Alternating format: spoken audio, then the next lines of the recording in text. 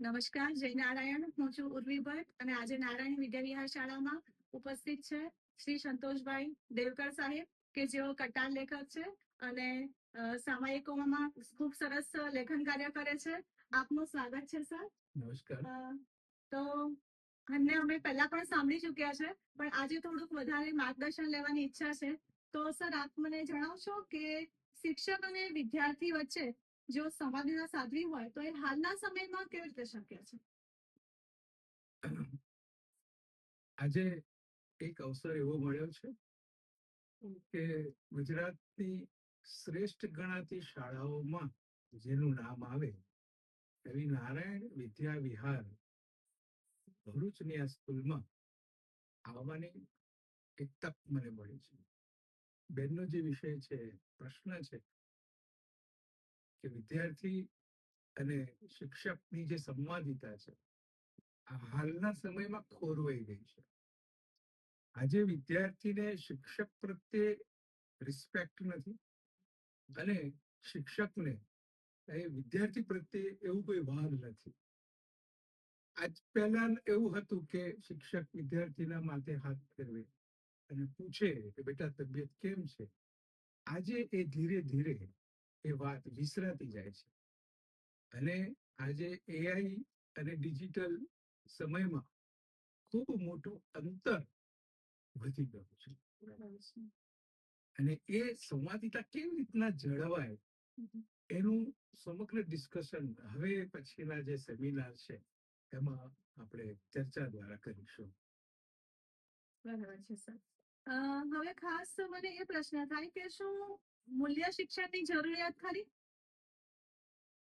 બેન, આ જે પ્રશ્ન તમે પૂછો ને એ પ્રશ્ન પૂછીને તમે શિક્ષણ જગતની દુખતી રગ ઉપર પગ મૂકી દીધો એવું મને લાગે છે.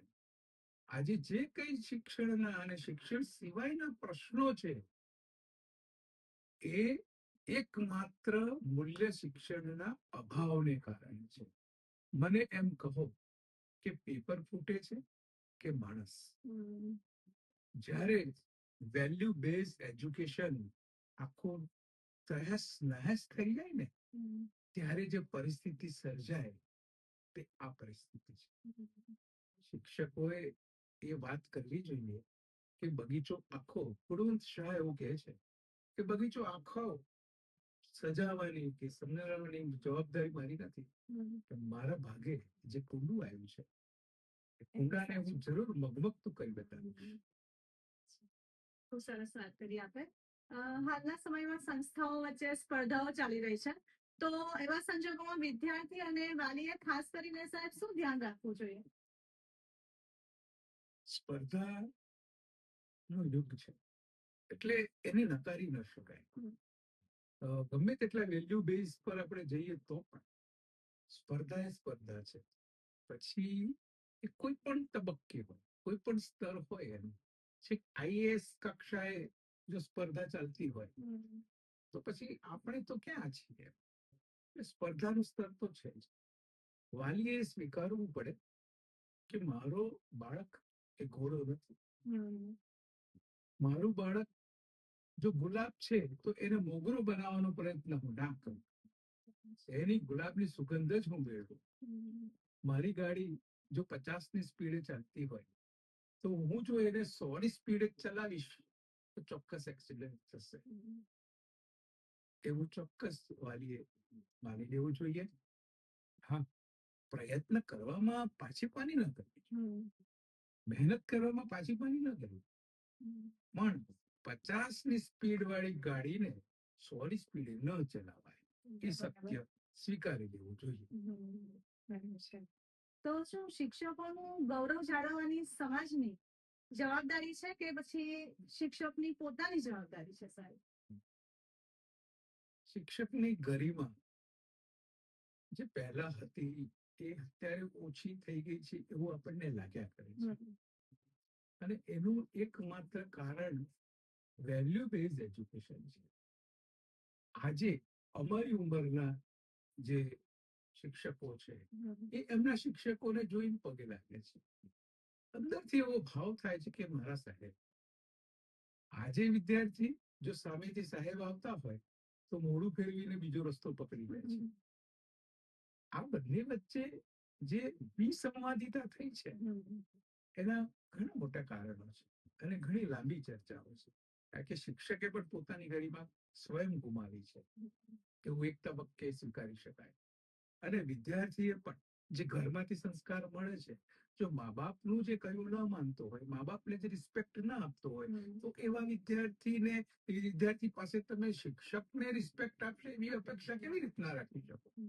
એટલે આ સંસ્કારની વાતો છે, આ ઘરની વાતો છે. ઘર એ પણ એક યુનિવર્સિટી છે અને એ રીતે ત્યાંથી પણ જે સંસ્કારો મળે છે એ બાળકમાં પ્રસ્થાપિત થતા હોય છે. આપણે એવું લખ્યા માની લઈએ કે વિદ્યાર્થી પોલીસ લેબ છે, એવું હોતું જ નથી. એ ઘણું બધું શીખીને આવતો હોય છે. અને આજના ડિજિટલ યુગમાં તો શિક્ષક કરતા વિદ્યાર્થી બે ડગલા આગળ છે.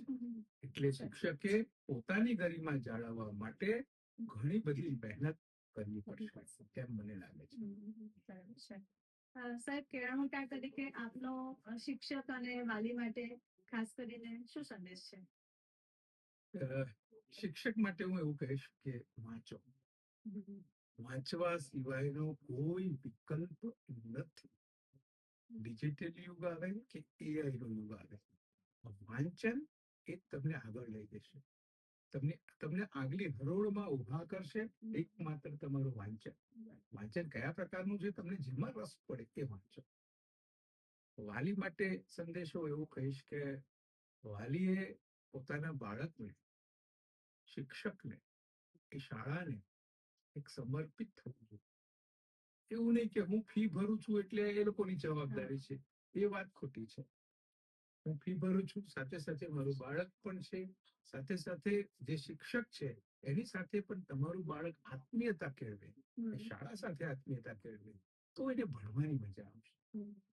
આફ્ટર ઓલ શિક્ષણનો હેતુ મજા આવવી એ છે, નહીં કે એને બોજ લાગે. જ્યારે શિક્ષણમાં મજા આવતી થશે ત્યારે શિક્ષક, વિદ્યાર્થી, વાલી અને શાળા વચ્ચે સંવાદિતા રચાશે. માર્ગદર્શન માટે આપનો ખૂબ ખૂબ આભાર sir. Thank you very much. નમસ્કાર.